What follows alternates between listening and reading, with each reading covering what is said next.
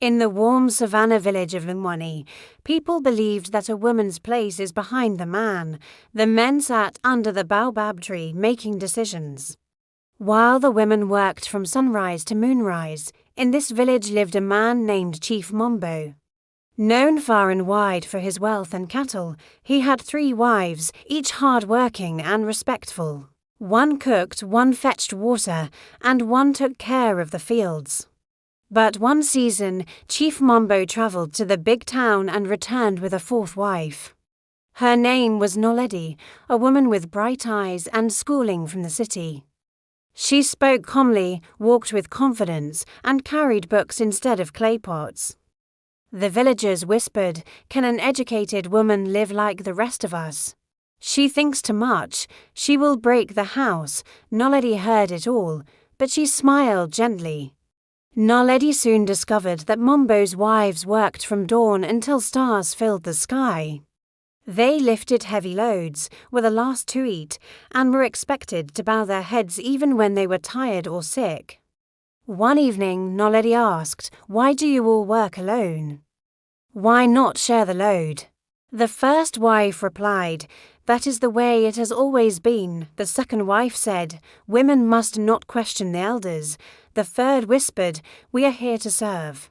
Naledi looked at their weary faces and felt the weight of their silence. She knew this was not the kind of life she wanted, not for herself, not for them. Naledi did not fight with anger. Instead, she did something unusual.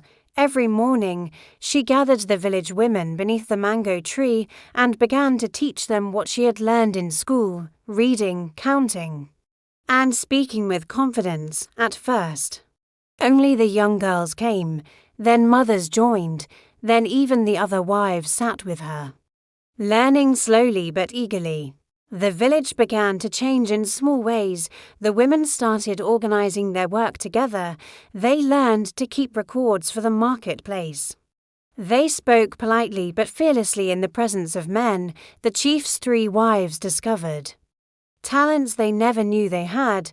Chief Mombo watched silently as his household transformed. There was more laughter, more cooperation, less exhaustion.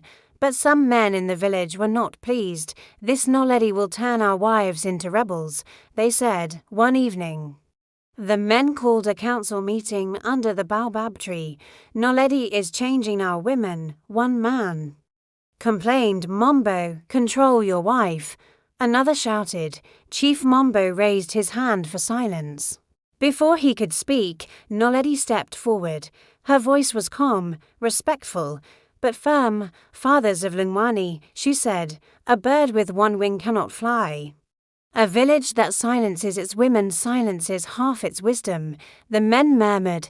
This woman spoke boldly, but without disrespect.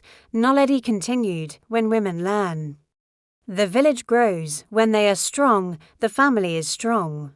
When they are free to think, the whole community rises." The chief looked around at his people. Then he said something no one expected. "She is right." From that day, the village of Lungwani changed. Women were allowed to learn. Husbands shared responsibilities willingly. Daughters were sent to school with pride.